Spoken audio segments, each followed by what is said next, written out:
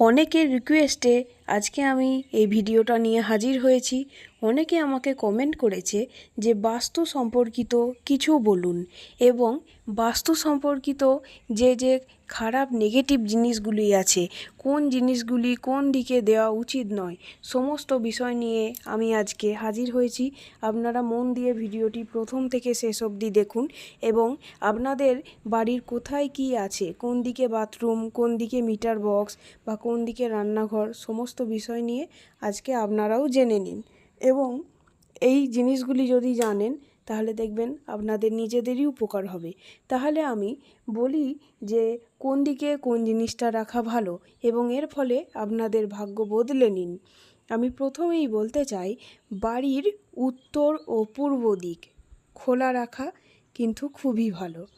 যেমন জানলায় বলুন, দরজায় বলুন, সারাদিন বন্ধ না রেখে যাদের বাড়ির উত্তর দিকে এবং পূর্ব দিকে জানলা বা দরজা থাকুক, সেটি আপনারা বাড়িতে অন্তত একবার বা দুবার হলেও খুলে রাখবেন, সেটি কিন্তু খুবই ভালো। এবং 2 নম্বর ব্যাপার আমি বলতে চাই, বাড়ির দক্ষিণ ও পশ্চিম দিক খোলামেলা থাকা ভালো নয় এবং এখানে কিছু একটা আপনারা রেখে সেটা জায়গাটা ভরাট করে দিন, তবু দেখবেন আপনাদের উন্নতি হবে। তাহলে জেনে রাখুন, বাড়ির দক্ষিণ দিক এবং পশ্চিম দিক খোলামেলা থাকা ভালো নয়। আপনারা দরকার হলে খাতায় লিখে নিন, কেননা আমি আজকে অনেক কিছু বিষয় নিয়ে কথা বলতে চলেছি। আপনারা এই জিনিসগুলো মিলিয়ে পরে দেখে নিতে পারবেন। এবং 3 নম্বর সম্পর্কে বলি, রান্নাঘর ও ঠাকুর ঘরের সম্পর্কে। সেটি হলো, রান্নাঘর ও ঠাকুর ঘরের পাশে কখনোই বাথরুম রাখবেন না। এটা যে কত বড় একটা নেগেটিভ শক্তির উদয় ঘটে, আপনারা সেটা বুঝতেও পারবেন না। আপনাদের পরিবারে সবসময় রোগ ডেরি লেগেই থাকবে, ঝগড়া, কলহ, অশান্তি, ব্যবসায়িক বাধা, সমস্ত কিছু শুরু হতেই থাকবে। তো এই জিনিসটা সবসময় আপনারা অ্যাভয়েড করে চলুন। খুবই গুরুত্বপূর্ণ একটি বিষয় কিনা, রান্নাঘর ও ঠাকুর ঘরের পাশে কখনোই ভুল করেও বাথরুম রাখবেন না। আপনারা যারা নতুন ঘরবাড়ি করছেন, আপনাদের থেকে তো এটা খুবই গুরুত্বপূর্ণ বিষয়, আপনারা জেনে নিন। 4 নম্বর হচ্ছে মিটার বক্স। কারেন্টের মিটার বক্স দক্ষিণ দিকে হওয়া ভালো। হ্যাঁ বন্ধুরা, যদি আপনারা মিটার বক্সটি দক্ষিণ দিকে রাখেন সেটা কিন্তু খুবই ভালো হবে এবং আপনাদের সেটা বাস্তুর পক্ষে খুবই ভালো। টাকা পয়সা সমস্ত কিছু আপনাদের উন্নতির মুখেই থাকবে।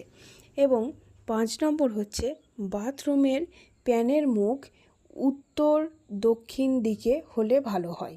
হ্যাঁ বন্ধুরা, আপনারা কিন্তু এটি একটি খুবই গুরুত্বপূর্ণ জিনিস, আপনারা অবশ্যই সবসময় মানবেন।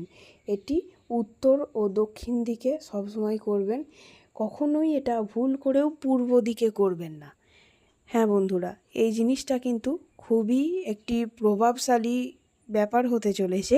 আপনারা কিন্তু উত্তর ও দক্ষিণ দিকে করবেন, কিন্তু কখনোই পূর্ব দিকে করবেন না। আমি আবারও বলছি, আপনারা দরকার হলে একটি খাতায় লিখে নিন, আপনাদের উপকার হবে, আপনারা এইগুলো পরে মিলিয়ে নিতে পারবেন।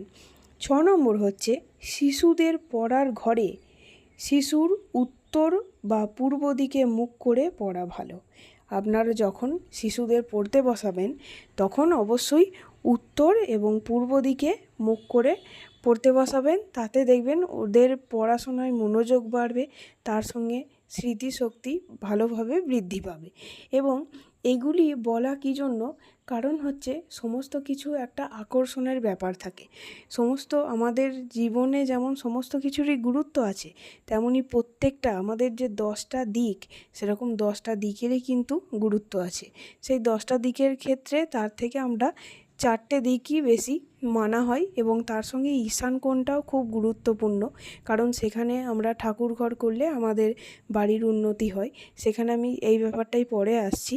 আমি আগে এইটা বলে রাখি যে সমস্ত দিকেরই কিন্তু গুরুত্ব আছে। তাহলে আপনারা যখন শিশুদের পড়াতে বসবেন তখন সেটা উত্তর পূর্ব দিকে মুখ করে পড়াবেন।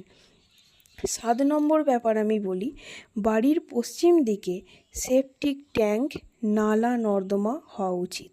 হ্যাঁ বন্ধুরা, বাড়ির পশ্চিম দিকে আপনারা সবসময় নর্দমা নালা যাই করেন না কেন সেগুলি বাড়ির পশ্চিম দিকে করবেন।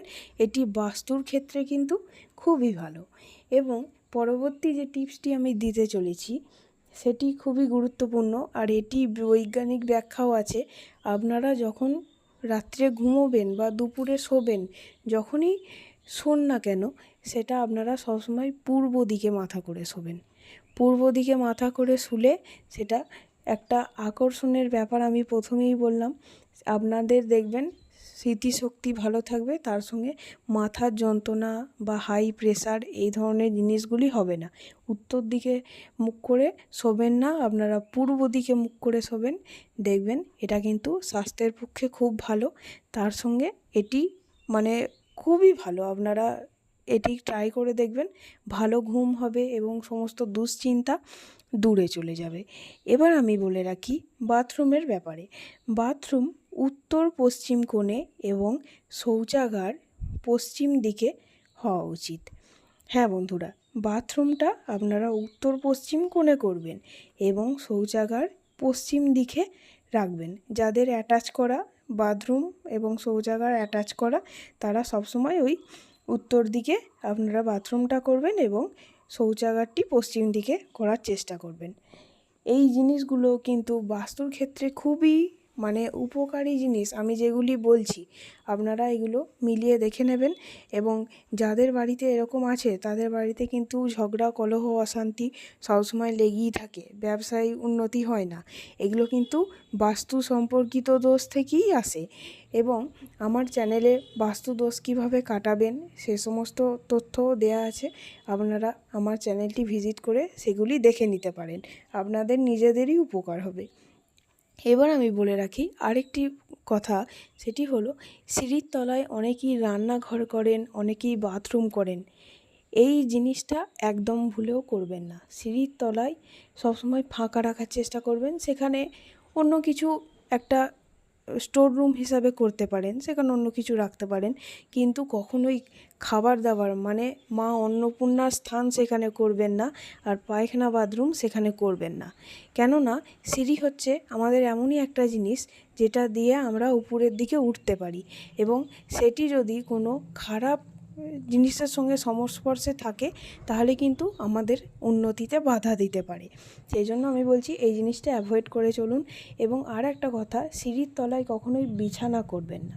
বিছানা করলে কিন্তু আপনার যে শোবে, সেখানে যে ঘুমোবে, তার কিন্তু শারীরিক অবস্থা খারাপ হতে পারে। সেই জন্য বলছি আপনারা সিঁড়ির তলাটায় একটা কিছু অন্যভাবে স্টোর রুম হিসাবে ব্যবহার করতে পারেন।